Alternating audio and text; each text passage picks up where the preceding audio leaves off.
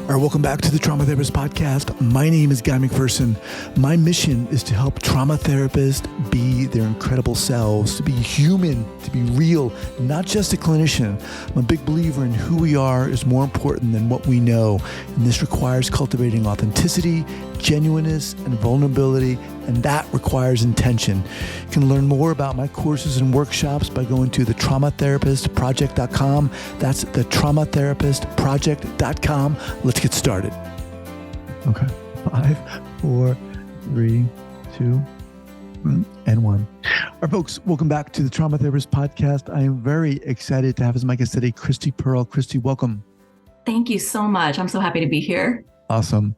So Christie is a certified EMDR therapist and consultant in private practice in Massachusetts and Virginia, who specializes in providing EMDR intensives for adult children of alcoholics, dysfunctional families who are dealing with work stress and performance anxiety to create a healthy relationship with their work so they can be who they want to be today instead of who they had to be as children. Wow. All right. Welcome. So before we get going here, Christie, share with our listeners where you're from originally and where you are currently. Yeah, so I am originally from Virginia. I was born and raised here and went to college here. And then when I finished college, I left and went to Boston for grad school and lived and worked in New England for close to 30 years. Wow. And I actually have recently returned to Virginia with, family in tow. And, back here in Virginia as of last year, actually. So I'm kind of building a new community here for myself professionally and personally. And it just allowed us to be closer to family and which is, really important at this phase in our lives. Mm-hmm. So, yeah. Awesome. All right. So how the heck did you get into this field? Well, like most other therapists, I got into this field because I'm wounded. She smiles. Yeah. Right. Yeah. No, it's well, yeah. I can smile now. There were a lot of years where I wasn't smiling. And, so just a little bit of my story.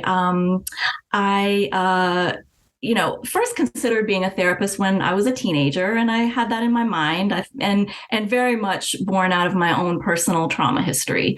I think it's something that draws a lot of us into the helping professions when we have known personal pain, and that's not always a conscious choice at the time. It's something I think we can understand better later, because there's like the pretty reasons why we tell ourselves we go into helping professions, like I want to help people. And we don't always, at least early on, we don't have that self-awareness yet to understand, why are we so drawn to helping other people? Because, we ourselves are looking for our own healing and understanding. So, I thought about that. And then, when I was in college, I was doing well. But I was struggling in a lot of areas of life. I was just beginning my own healing journey at that time. I am a child of an alcoholic, so I was very much struggling with my own journey there and just starting to understand what that meant for me. And Christie, hang on a second, if I may. So what were you struggling with specifically?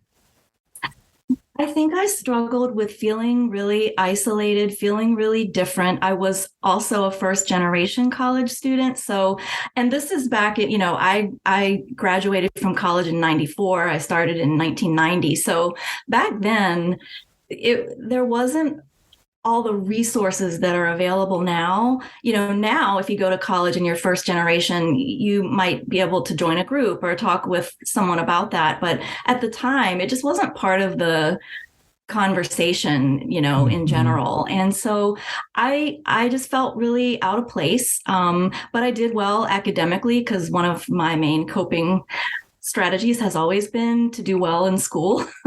I was sort of that overachiever, that school was like the place where I could feel okay because home usually didn't feel okay. So, I was doing okay academically, or I was doing well, really well academically. I'll give myself credit for that. But was struggling socially. And I just wasn't sure. And I was also struggling with what's my next step. I think sometimes when we get to the end of that college road and we have to start creating our path, some of us adult children really struggle with that. Even if we are overachievers, I struggled with knowing how to be proactive in my own life, how to make choices, how to even claim that I wanted something, how to even say, I really would like to have this or that, or this is how I see my future. I was struggling to do that at the time. And so what I ended up doing was going to grad school and got a master's degree in something that I really didn't care about, but my family really cared about. What was the master's degree in?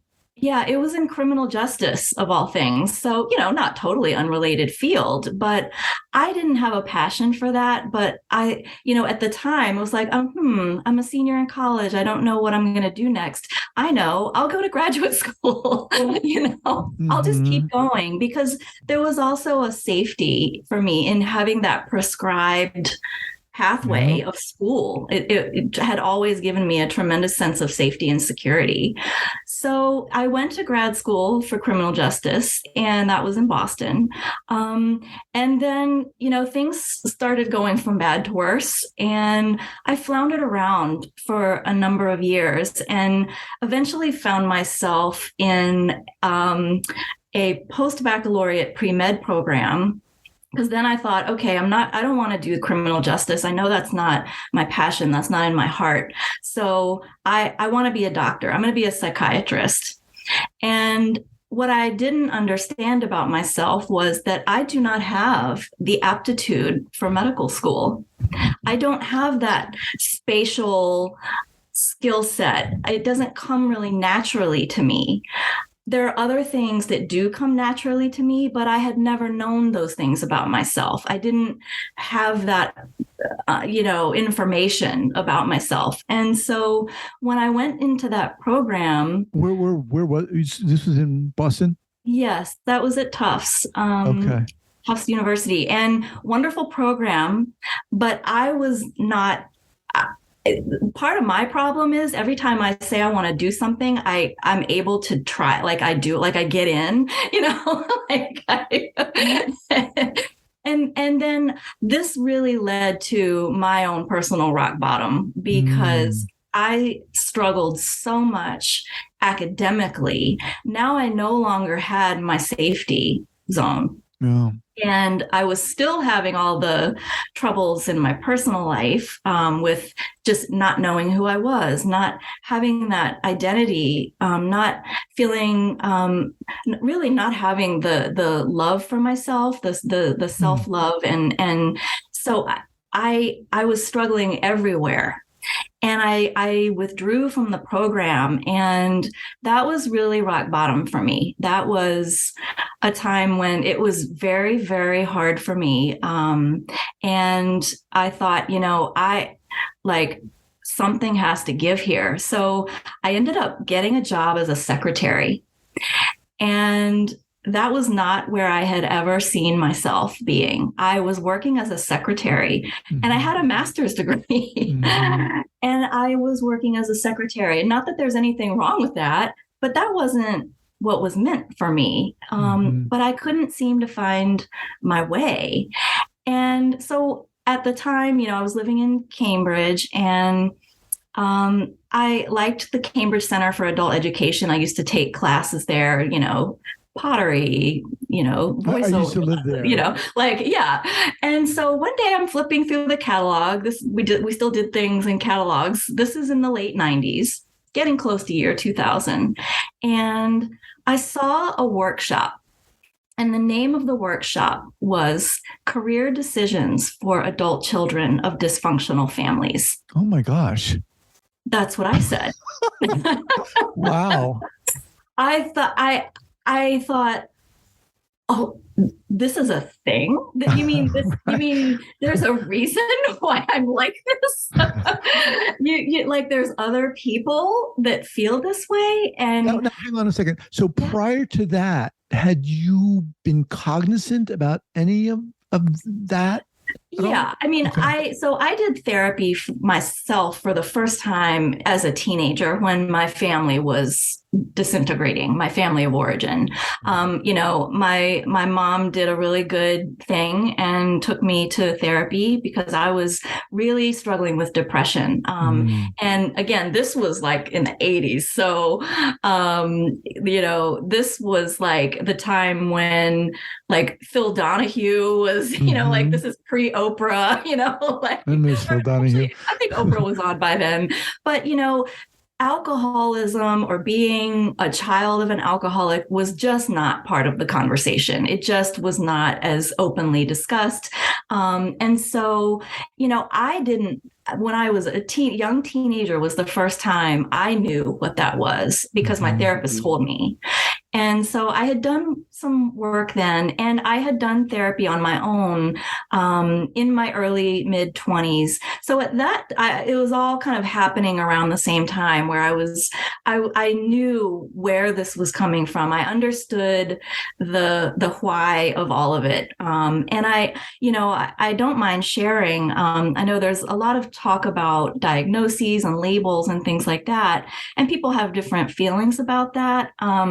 For me personally, I was so relieved when I got the diagnosis of PTSD at the time because I then had a framework for how to understand why I was so depressed, why I had been depressed since I could remember.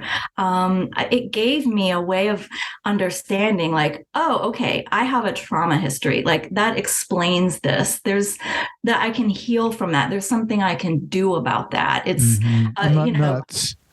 Right. Yeah. I mean, prior to that, it was like, I'm just depressed and that's just who I am. And I'm just a depressed person.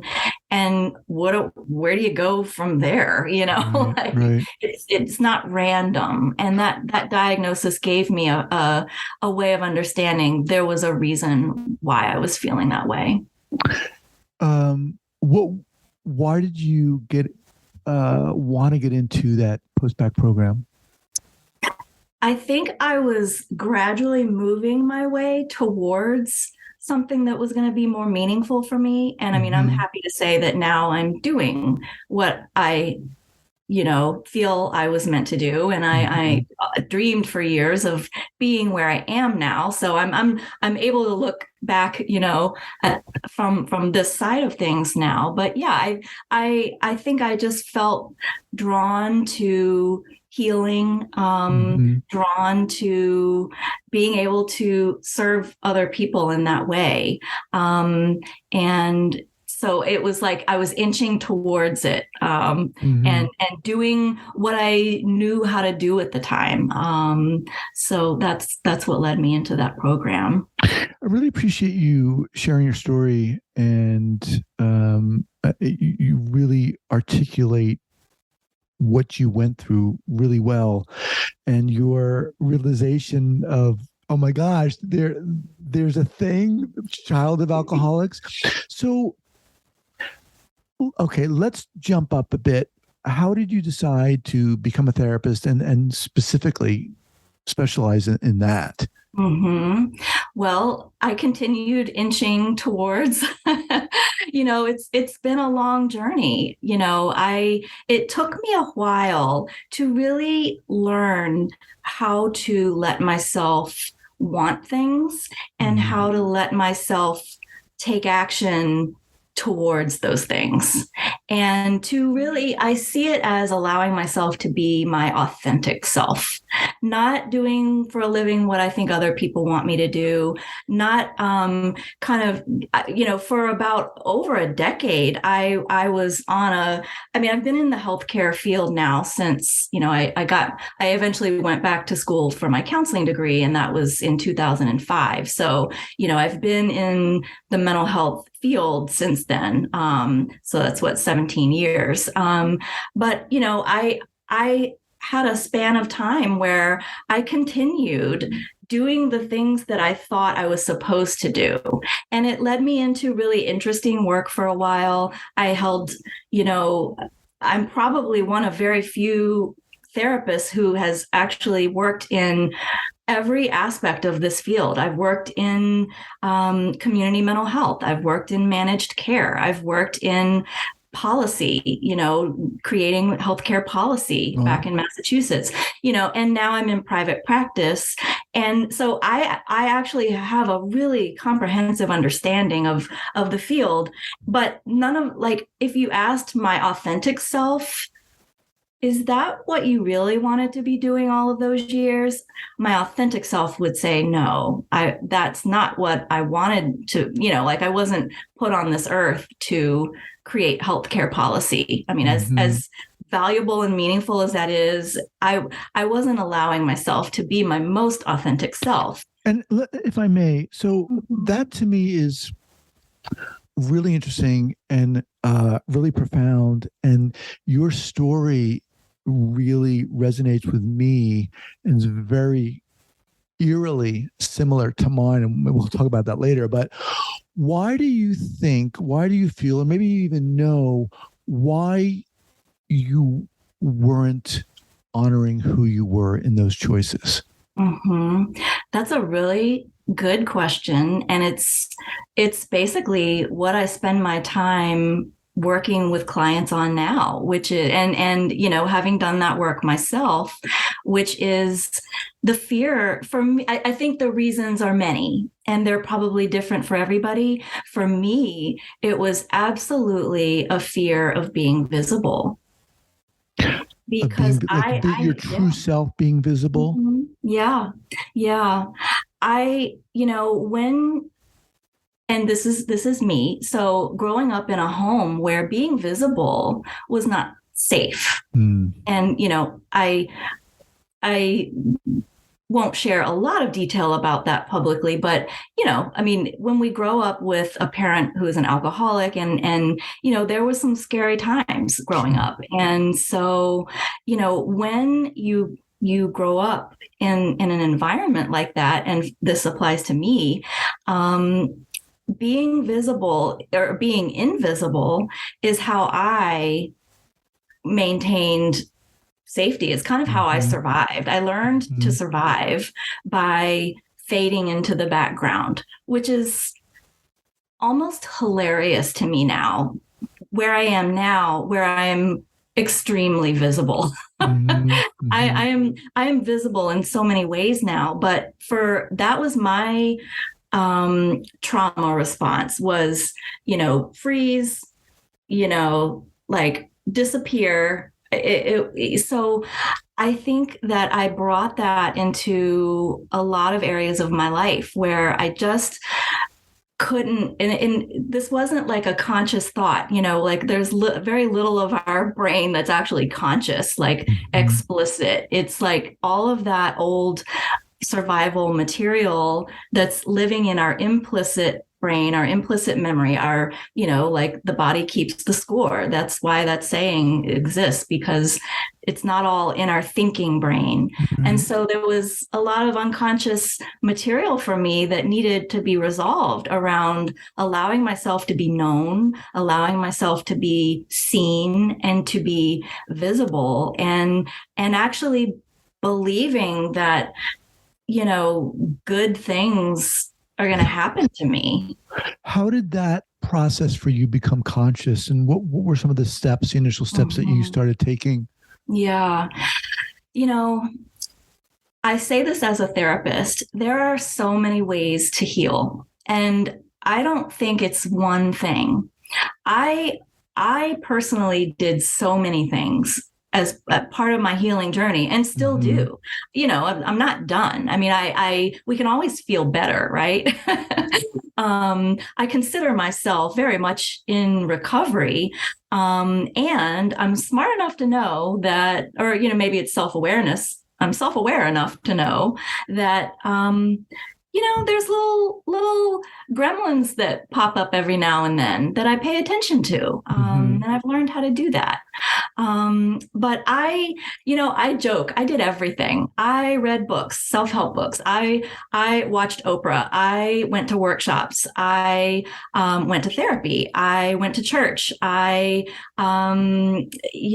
listened to podcasts, or back then, like listen to, CDs, or, I mean, what didn't I do? was it, Christie, I know there were a lot of things, but can you share with us something that did resonate with you that maybe was like, holy crap? Yeah. I will say, in addition to the very good talk therapy that I had back then in those years, EMDR was not something I had ever even heard of. I wish I had had an EMDR therapist when I was younger. Might have saved me a lot of grief. But in addition to the really good therapy that I had, I would say allowing myself to reconnect with the things that were most meaningful to me, which for me was music and my faith. And allowing myself to do those things, that for me was really the turning point. Everything that has happened to me since the time that I began to do that really is because of that. And again, like, yes, I did the therapy, but I say this again as a therapist, that therapy isn't always, that's not the be all end all. That's not all of me. That's not my whole life is, me. I am a musician. I am a learner. I love to learn. I love to have new experiences. Like reconnecting with those things is what made probably the biggest difference for me. It's amazing. And it's so inspiring too. Walk us through how you decided to work with this particular clientele or the specialization. Well, that was an evolution as well. I've always worked with people with trauma, even since the very beginning of my counseling career, back in 2005. I've always worked with people with trauma and complex trauma, attachment trauma. And so eventually, I think as I allowed myself to be more of myself in my work, and as I was working with clients who, I recognized a lot of myself in these clients, I started to realize this is something that I'm number one, very knowledgeable in because I lived it. I don't know anybody that understands being an ACO. I mean, other ACOAs understand it, but as a therapist, like I have that lived experience, and I think it allowed me to embrace that more and more. And I remember just how hard it was for me, and I really. Honestly, it's really fun for me to watch people heal and improve. And specifically when it's these types of concerns that I deeply understand, that I don't have to share that personally. But it's just there's like a level of understanding that it's very gratifying to be able to specifically speak to this problem, because I don't think a lot of people, I've actually only heard of one other therapist ever even addressing the particular issue of career issues for adult children. And I think just my own lived experience just made that really meaningful for me. And I love working with people and seeing them get better in their journey, in helping them pursue their calling. That's incredibly meaningful to me. I really do cherish working with people who are mission driven. And I want every person to be able to share their uniqueness with the world. And I love helping them do that. There's nothing that makes me happier than to see somebody succeeding. Mm-hmm. And I know how I felt all those years where I felt like I was failing and I didn't understand why. It feels to me, and help me out here, but as a child of an adult alcoholic, it seems to me like you have a parent who's an alcoholic and there's so much attention there. It's like the child who has this explosive behavior. Mm-hmm. And it would feel to me like as a kid, so much attention would go to that you almost, do you lose sight of how that's impacted you? Or, when you said you had that light bulb went off when you read that catalog. Oh my God, there's a thing. Yeah. And there's a question in here somewhere, and I understand, everyone's different, but for people who are children of adult alcoholics, are there commonalities? Mm-hmm. Yeah, there absolutely are. There are some common traits of adult children of alcoholics and in general. And then, a lot of us are surprised to realize that it's not just affecting our personal lives, it's affecting our work. So, I think there are, in general, there can often be a sense of over responsibility. So that person who's always overdoing, or they're always helping, they're the first one in the office in the morning, the last one to leave at night. They'll always help everybody. They'll pick up the slack. That's not necessarily wrong or bad. One thing I work with my clients to differentiate is, are you doing that because you're just that excited about your work and it's coming from a place of abundance? Or are you doing that out of fear? It's not the thing you're doing that's bad or good. It's why. Are you doing it because you won't feel like other people will like you, or they won't approve of you as much, or they'll abandon you somehow if you don't do those things? So it's tricky sometimes to parse it out. But there are a number of common traits, but I would say that that one usually stands out, especially when we're going to work. There's an over concern and overdoing with kind of making other people happy at your own expense. Got it. Speaking with Christie Pearl. Christie, what's the best way for people to get in contact with you? They can go to my website, and it's ChristiePearl.com, and they can schedule a consult with me. They can download. I have a guide that people can download if they'd like to. It's called a business relationship check-in. So I really do see our relationship with our work as a relationship. And so this check-in will help people begin to identify what kind of relationship do they have with their work, and identify any areas that might be red flags that they could be falling into some of these traits at their work. Got it.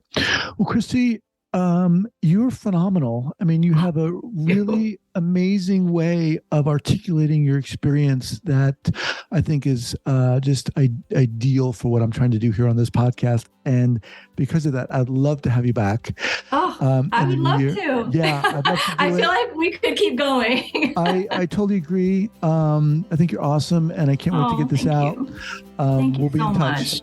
I really appreciate that. All right. Take care. Have a great rest of your day.